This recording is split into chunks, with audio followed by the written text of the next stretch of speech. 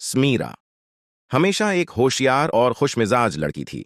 वह 11वीं कक्षा में पढ़ती थी और अपने दोस्तों और शिक्षकों की पसंदीदा थी।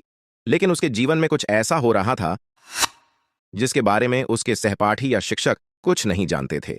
वह पॉलीसिस्टिक ओवेरियन सिंड्रोम पीसीओएस नामक बीमारी से पीड़ित थी, एक हार्मोनल समस्या जिसने उसके जीवन को जटिल बना दिया था।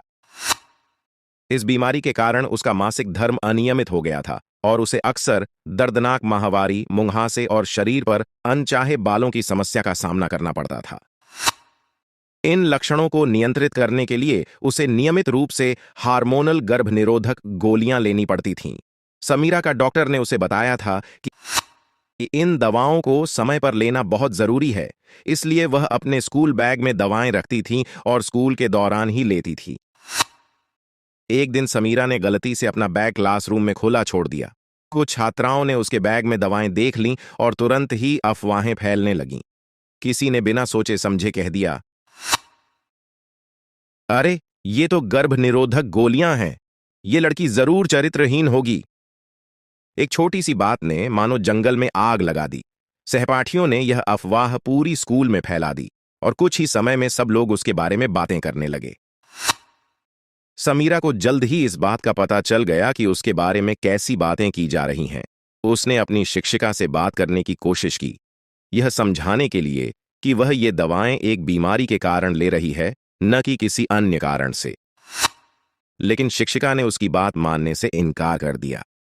हम तुम्हारे बहाने नहीं सुन सकते, उन्होंने कहा। शिक्षिका ने एक बार फैसला कर लिया था और उन्होंने कभी अपनी बात वापस नहीं ली। उन्होंने समीरा को दोषी ठहरा दिया और यह सोचकर कि वह अपनी छवि को बचाने के लिए झूठ बोल रही है, उसकी मदद करने के बजाय उसे और ज्यादा ताने देने लगीं। समीरा के लिए यह समय बेहद कठिन था। दोस्तों ने उससे बात करना बंद कर दिया। सहपाठी उसके बारे में फुसफुसाते रहते और स्कूल की दीवारें उसे हर रोज जज करती महसूस होतीं। वह अकेली पड़ गई थी। उसने कई बार अपनी मां से स्कूल बदलने की बात कही, लेकिन परिवार को आर्थिक स्थिति के कारण यह संभव नहीं लगा। समीरा ने खुद को पढ़ाई में डुबोने की कोशिश की, लेकिन अफवाहों और तानों ने उसकी एकाग्रता को तोड़ दिया। वह धीरे धीरे मानसिक तनाव का शिकार होने लगी। उसके आत्मसम्मान को गहरा धक्का लगा और एक समय ऐसा आया जब वह स्कूल जाना ही नहीं चाहती थी। 1 साल तक उसने इस मानसिक प्रताड़ना को सहा, लेकिन अंततः उसने हार मान ली। समीरा ने स्कूल छोड़ दिया। समीरा के स्कूल छोड़ने के बाद भी अफवाहें खत्म नहीं हुईं। उसके बारे में बातें करने वाले लोग नहीं रुके, लेकिन उसकी कहानी ने एक महत्वपूर्ण सत्य को उजागर किया। समाज में महिलाओं को न्याय की परवाह किए बिना दोषी ठहराया जा सकता है और अक्सर यह न्याय करने वाले लोग महिलाएं ही होती हैं। जो शिक्षक और सहपाठी उसकी हालत समझने की कोशिश कर सकते थे, उन्होंने उसे गलत समझा और उसे नीचा दिखाया। यहां तक कि एक महिला शिक्षक जो खुद एक महिला की पीड़ा को समझ सकती थीं, ने भी उसे दोषी ठहराया। यह स्थिति इस बात को दिखाती है कि हमारा समाज महिलाओं को जज करने में कितनी जल्दी कर देता है और इसमें महिलाएं भी शामिल हैं।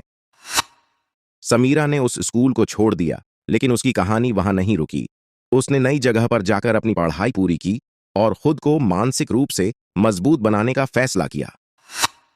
उसने अपनी बीमारी के बारे में जागरूकता फैलाने का काम शुरू किया ताकि किसी और लड़की को उसकी तरह दर्द और अपमान का सामना न करना पड़े। आज समीरा महिलाओं के स्वास्थ्य और अधिकारों के बारे में जागरूकता फैलाने वाली एक प्रभावशाली वक्ता है।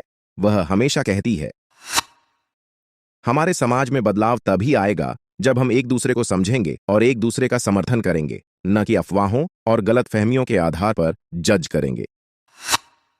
समीरा की यह कहानी उन सभी लोगों के लिए एक संदेश है कि किसी भी स्थिति में हमें बिना जाने, बिना समझे किसी को दोषी ठहराने से पहले उनकी स्थिति को समझने का प्रयास करना चाहिए। क्योंकि समाज की बेड़ियों को तोड़ने के लिए केवल पुरुषों का नजरिया बदलना काफी नहीं है, बल्कि महिलाओं को भी एक दूसरे के प्रति अधिक संवेदनशील और सहायक बनना होगा।